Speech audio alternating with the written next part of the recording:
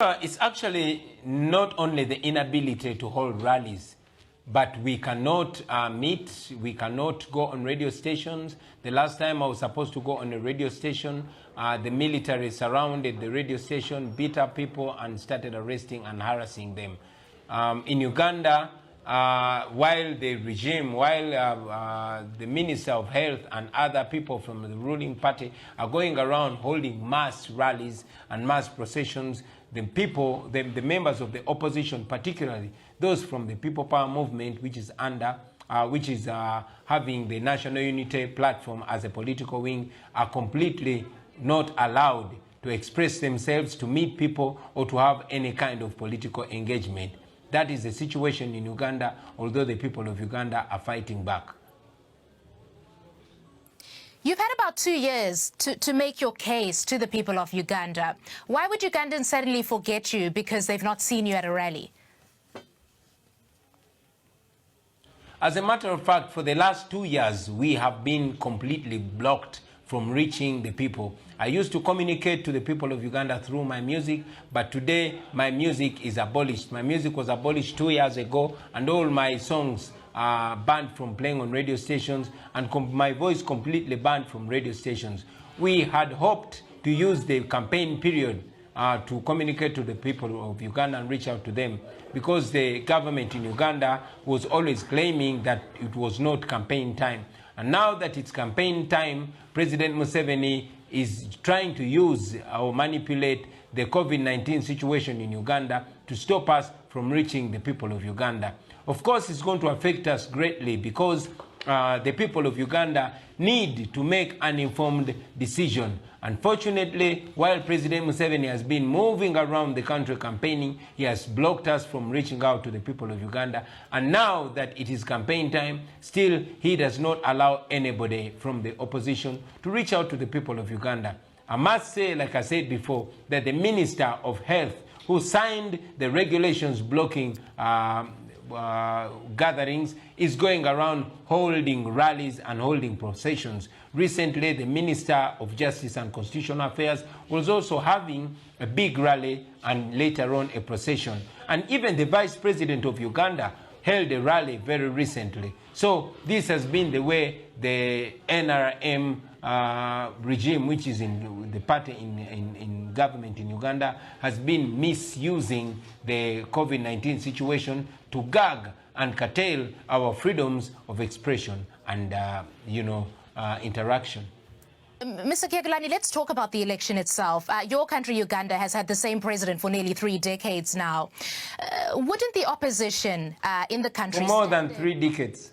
Fair enough. Wouldn't the opposition stand a better chance if it were united?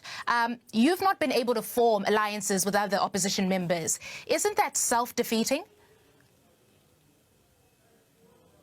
Well, I must say, yes, unity is a solution against any dictatorship, and we have examples in the recent past, and the most recent being the election in Malawi that was massively won by the opposition because they came together.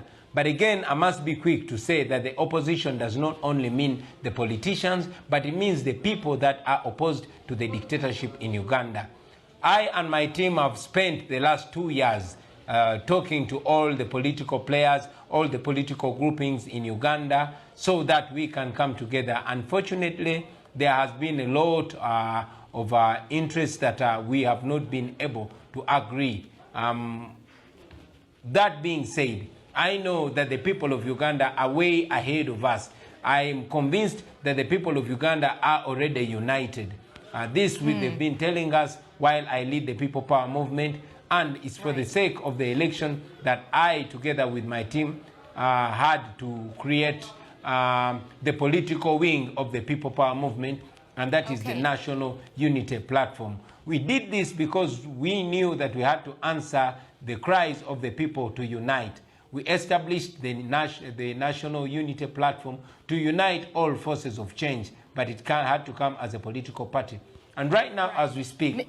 Sorry, I must interrupt you there, because I do want to ask you this, right? What do you have to say to Ugandans who think that you've done a great job in using your voice to amplify the voices of others, especially young people in the country?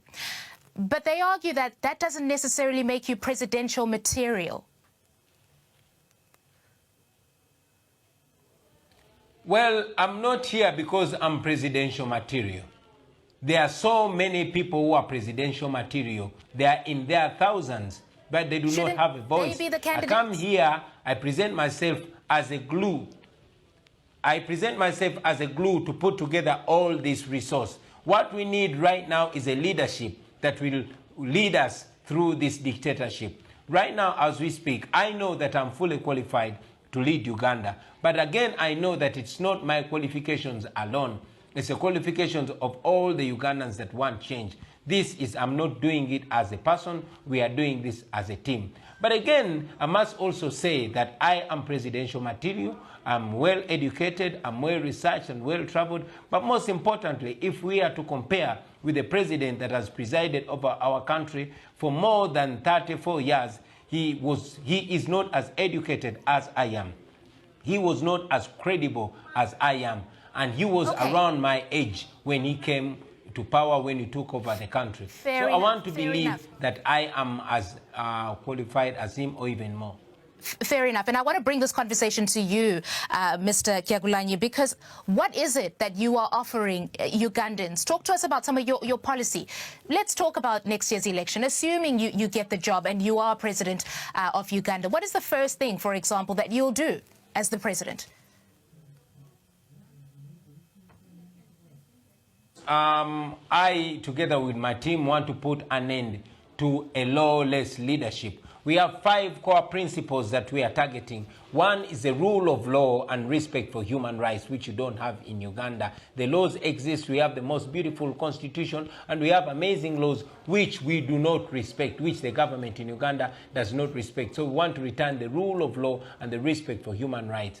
As a common person, one of our biggest cries has been the health sector, because we lose so many people that we shouldn't be losing. More than 300 children a day and more than 19 women giving birth die in Uganda on a daily basis. We want to improve the health sector. We want to improve education. We want to improve agriculture, because that is the bedrock of our economy. We want to bring back the ownership of the natural resources and land of our country to the hands of the people. And most importantly, finally, we want to unite our deeply divided country, divided along ethnic, class, and religious and political lines. We want to unite our country and then project a better image of our country, because we as Ugandans, we are better than the way we are being represented, or rather misrepresented. All right, that is Robert Kyagulanyi, better known as BobiWine, talking to us from Kampala, Uganda. Thank you, sir. Thank you very much. So we could give you hundreds of clips like that.